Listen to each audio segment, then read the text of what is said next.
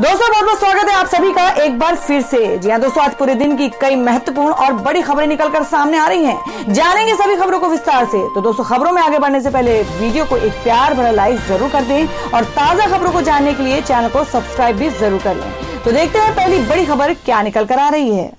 दोस्तों, आज की पहली बड़ी खबर निकल कर आ रही है कोरोना संक्रमण के बढ़ते प्रकोप को लेकर। जी आपको बता दें कि सरकार ने कोरोना के नए स्ट्रेन की आशंका को देखते हुए गाइडलाइंस को 31 जनवरी तक बढ़ाया। जी आपको बता दें कि केंद्र सरकार ने सोमवार को कहा कि देश में कोरोना के सक्रिय मामलों की संख्या में लगातार कमी आ रही है, लेकिन दुनिया भर में संक्रमण के मामले तेजी से बढ़ने और ब्रिटेन में इस वायरस का एक नया प्रकार सामने आने के मद्देनजर निगरानी, नियंत्रण और सतर्कता बनाए रखने की जरूरत है। केंद्रीय गृह मंत्रालय ने एक बयान में कहा कि उसने कोरोना की स्थिति की निगरानी को लेकर नए दिशा निर्देश जारी किए हैं जो 31 जनवरी तक प्रभावी रहेंगे।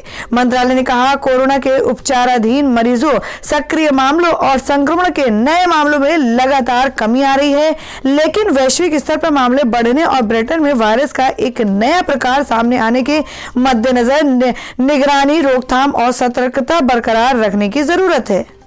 और वह अगली खबर में आपको बताते जो कि पंजाब से है कि पंजाब में 1500 से अधिक मोबाइल टावर तोड़े गए। सीएम अमरिंदर ने कार्रवाई के दिए निर्देश। जी आपको बता दें कि 3 कृषि कानून का विरोध कर रहे किसानों ने पंजाब में 1500 से अधिक मोबाइल टावर तोड़े हैं, जिससे कुछ क्षेत्रों में दूर संचार सेवाएं प्रभावित हुई हैं। अब राज्य सरकार ने ऐसे लोगों के खिलाफ कार्रवाई करने के आदेश जारी किए हैं। आपको बता दें, पंजाब के कई इलाकों में किसान के मोबाइल टावर तोड़ने के मामले सामने आ रहे हैं। पंजाब की कई जगहों पर रिलायंस जियो के टावर को नुकसान पहुंचाया गया, जिससे दूर संचार संपर्क व्यवस्था पर असर पड़ा। पंजाब के मुख्यमंत्री अमरिंदर सिंह ने पुलिस प्रशासन को आदेश दिए हैं कि वे राज्य में मोबाइल टावरों को नुकसान पहुंचाने वालों के खिलाफ कार्रवाई करें। किसानों का मानना है कि नए कृषि कानूनों से अरबपति उद्योगपतियों मुकेश अंबानी और गौतम अडानी को सबसे अधिक फायदा होगा, इसलिए उनका गुस्सा मुकेश अंबानी की कंपनी जियो के मोबाइल टावरों पर निकल रहा है। और दोस्तों, में अगली बड़ी खबर निकल कर आ रही है जो कि वेस्ट बंगाल से है कि आपको बता दें, अमर्त्य सेन के समर्थन में आई ममता बनर्जी। कहा, बंगाल को दंगों में झोंकना चाहती है बीजेपी। जी आपको बता दें कि पश्चिम बंगाल विधानसभा चुनाव की सरगर्मियों के बीच मुख्यमंत्री ममता बनर्जी ने नोबेल पुरस्कार विजेता अमर्त्य सेन को लेकर मोदी सरकार पर तीखा हमला बोला है। ममता बनर्जी ने सोमवार को बयान देते हुए कहा कि अमर्त्य सेन के विचार केंद्र सरकार के विपरीत हैं, इसलिए भाजपा उन्हें निशाना बना रही है। आपको बता दें कि विश्व भारती यूनिवर्सिटी ने कैंपस की जमीन का अतिक्रमण करने वाले जिन लोगों की सूची केंद्रीय शिक्षा मंत्रालय को भेजी है, उनमें अमर्त्य सेन का भी नाम है। इस मामले में पिछले हफ्ते ही ममता बनर्जी ने अमर्त्य सेन को चिट्ठी भी लिखी थी। आपको बता दें, सोमवार को एक कार्यक्रम में ममता बनर्जी ने कहा, भाजपा पश्चिम बंगाल को दंगों की आग में झोंकना चाहती है। वो जेएनयू जैसे विश्वविद्यालयों और शैक्षणिक संस्थानों को तोड़ने की कोशिश कर रहे हैं। गांधी जी दंगों के वक्त शांति स्थापित करने के लिए जिस पश्चिम बंगाल के बेलिया घाट आए थे, आज उसी बंगाल को बदनाम किया जा रहा है। मुझे राजनीतिक तौर पर निशाना बनाया जाता है, चाहे अभिजीत बनर्जी हो या अमर्त्य सेन।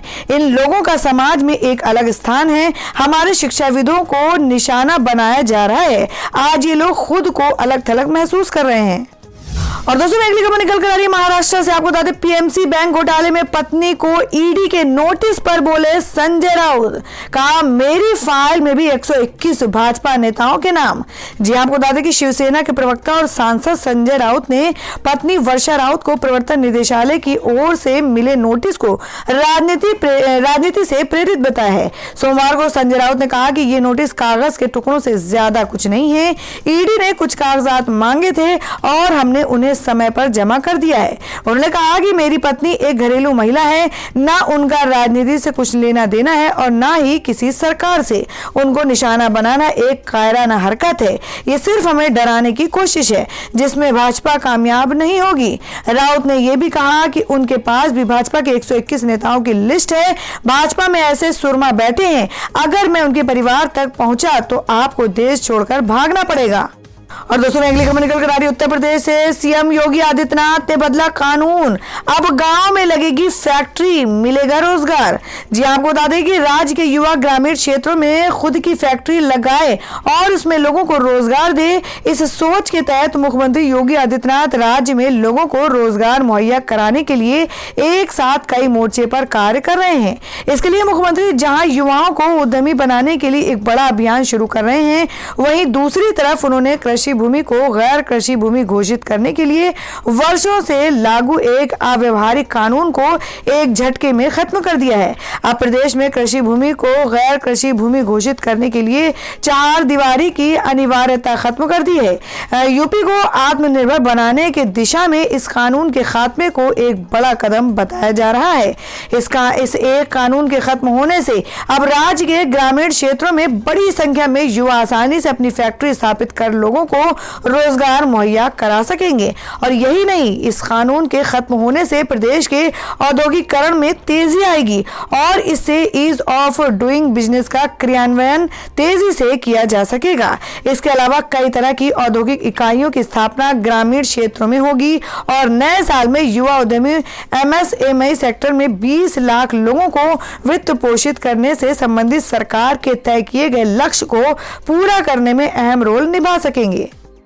और दोस्तों अगली खबर निकल कर आपको बता दें कि किसान आंदोलन को गंभीरता से नहीं ले रहे सरकार। शरद पवार बोले 4 से 5 लोग कर चुके हैं आत्महत्या, देश के लिए ठीक नहीं होंगे हालात।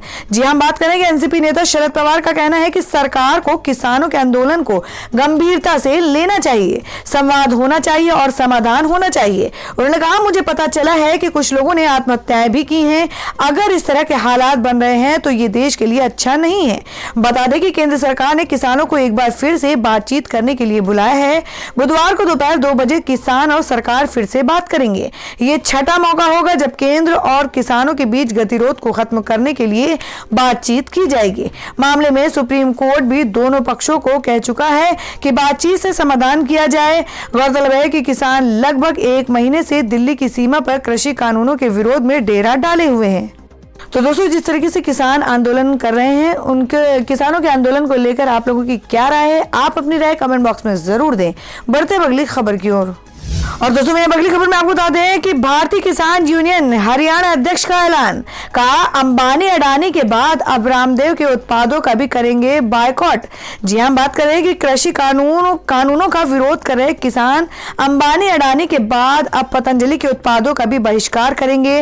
भाकियू की हरियाणा इकाई के अध्यक्ष गुरनाम सिंह ने कहा कि पतंजलि के उत्पादों का भी बहिष्कार किया जाना चाहिए। उन्होंने कहा कि हमने पतंजलि के उत्पादों का बहिष्कार करने का फैसला किया है। हालांकि बहिष्कार के मामले में किसी से भी जबरदस्ती नहीं की जाएगी। इससे पहले हरियाणा में भाकियू नेता ने टोल प्लाजा को फ्री कर दिया था।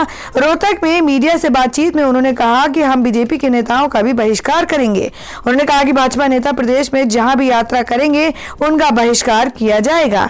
किसानों का कहना है कि जब तक केंद्र सरकार द्वारा लाए गए कृषि कानून वापस नहीं हो जाते, बहिष्कार और विरोध का ये सिलसिला जारी रहेगा। मंगलवार को किसानों की सरकार से एक बार फिर बातचीत होनी है। किसानों का कहना है कि हमारी आगे की रणनीति सरकार के साथ इसी बातचीत पर टिकी रहेगी। तो दोस्तों खबरों में आगे बढ़ने से पहले जान लेते हैं आज का माइंड क्विज के सवाल को। आज का सवाल है आपको बताना है कि नागपुर शहर किस राज्य में स्थित है। इसका जवाब आपको वीडियो के नीचे कमेंट बॉक्स में देना है और सही जवाब देने वाले को रैंडमली सिलेक्ट किया जाएगा और वो जीत सकते हैं एक बम्पर पुरस्कार। तो बढ़ते हैं अगली खबर की ओर। और दोस्तों अगली बड़ी खबर निकल कर आ रही है। आपको बता दें कि असम में सभी मदरसों को बंद करने की तैयारी, सरकार ने विधानसभा में लाया विधेयक। जी हां आपको बता दें कि इधर असम सरकार ने राज्य के सभी सरकारी मदरसों को बंद करने की योजना बनाई है। असम सरकार में मंत्री हिमंत बिस्वा शर्मा ने राज्य में मदरसों के प्रांतीयकरण को रद्द करने के लिए राज्य विधानसभा में विधेयक पेश किया। असम सरकार में शिक्षा मंत्री हिमंत बिस्वा शर्मा ने कहा कि हमने विधानसभा में नया बिल लाया है जिसके तहत राज्य के सभी मदरसा सामान्य शिक्षा के इंस्टीट्यूट बन जाएंगे। हम भविष्य में कोई भी मदरसा नहीं बनाएंगे। इस बिल को लाते वक्त हमें खुशी हो रही है कि हम शिक्षा जगत में सही मायने में एक सामान्य पाठ्यक्रम लागू कर पाएंगे, लेकिन हमने तय किया है कि हम ये बिल जरूर पास कराएंगे। मीडिया से बातचीत में हिमंत बिस्वा शर्मा ने बताया कि अगर ये बिल पास हो जाता है तब राज्य सरकार द्वारा चलाए जा रहे सभी मदरसे से बंद हो जाएंगे। आपको बता दें कि हिमंत बिस्वा शर्मा ने अक्टूबर के महीने में ऐलान किया था कि असम में मदरसा बोर्ड खत्म हो जाएगा और राज्य में चल रहे सभी मदरसे सामान्य स्कूल में तब्दील हो जाएंगे। हालांकि उन्होंने ये भी साफ किया है कि सरकार किसी भी निजी मदरसे को फिलहाल बंद करने के पक्ष में नहीं है। और दोस्तों अगली खबर में आपको बता दें कि जेडीयू का हमला, कहा लव जिहाद के नाम पर नफरत फैलाई जा रही है, बीजेपी ने किया गठबंधन धर्म का उल्लंघन। जी हां, आपको बता दें कि अरुणाचल प्रदेश में अपने 6 विधायकों के बीजेपी में शामिल होने से जनता दल यूनाइटेड काफी नाराज चल रही है। जेडीयू महासचिव केसी त्यागी ने भाजपा को नसीहत देते हुए कहा कि यह महागठबंधन धर्म का पालन नहीं है। इसके अलावा त्यागी ने बीजेपी शासित राज्यों में लव जिहाद कानून लागू करने को भी गलत ठहराया।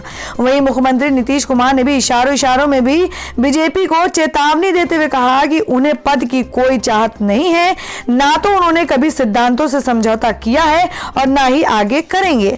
विधेयक तोड़ने के मुद्दे पर जेडीयू के महासचिव केसी त्यागी ने कहा कि वे अरुणाचल प्रदेश की ये खबर सुनकर स्तब्ध रह गए।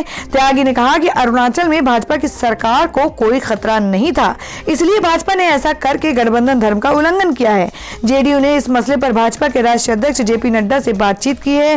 जेडीयू ने कहा कि उनके विधेयकों को अरुणाचल के मंत्रिमंडल में शामिल करने की बात कही गई थी, लेकिन उन्होंने अपनी पार्टी में शामिल कर लिया। इसको लेकर जेडीयू अपनी नाराजगी व्यक्त करता है। साथ ही केसी त्यागी ने भाजपा सरकार द्वारा अलग अलग राज्यों में लव जिहाद कानून बनाए जाने के मुद्दे पर कहा कि ऐसे कानून समाज में नफरत और विभाजन पैदा करते हैं। और वह अगली खबर निकल कर रही है। आपको बता दें कि अन्ना हजारे ने किसानों की मांग पूरी ना होने पर अंतिम प्रदर्शन की चेतावनी दी। जी आपको बता दें कि सामाजिक कार्यकर्ता अन्ना हजारे ने उनकी किसानों के संबंध में की गई मांगों के केंद्र द्वारा जनवरी अंत तक स्वीकार न किए जाने पर भूख हड़ताल करने की चेतावनी दी है। आपको बता दें कि महाराष्ट्र के अहमदनगर जिले के रानेगढ़ सिद्धि गांव में अन्ना हजारे ने कहा कि वे किसानों के लिए पिछले 3 साल से प्रदर्शन कर रहे हैं, लेकिन सरकार ने इन मुद्दों के समाधान के लिए कोई कदम नहीं उठाया। अन्ना हजारे ने कहा कि सरकार केवल खोखले वादे करती है, इसलिए मुझे उस पर अब कोई विश्वास नहीं है।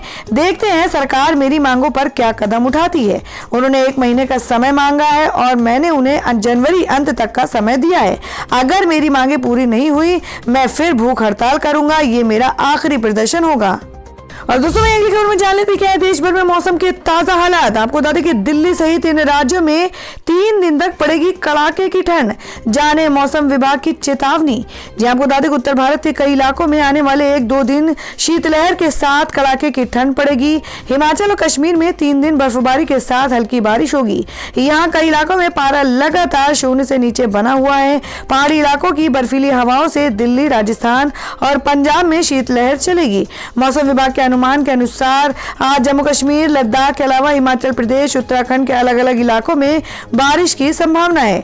इन इलाकों में बारिश के बाद मैदानी इलाकों में ठंड बढ़ने की उम्मीद जताई जा रही है। तो दोस्तों ये थी अब तक की सभी बड़ी खबरों की अपडेट्स। टुडे ब्रेकिंग न्यूज और लेटेस्ट खबरों को देखने के लिए हमारे चैनल को सब्सक्राइब जरूर कर लें, वीडियो को लाइक और शेयर भी जरूर कर दें अपने दोस्तों और रिलेटिव्स के साथ। तो दोस्तों फिर मिलेंगे काम की खबरों और सरकारी योजनाओं की एक और नई वीडियो के साथ। तब तक के लिए धन्यवाद दोस्तों।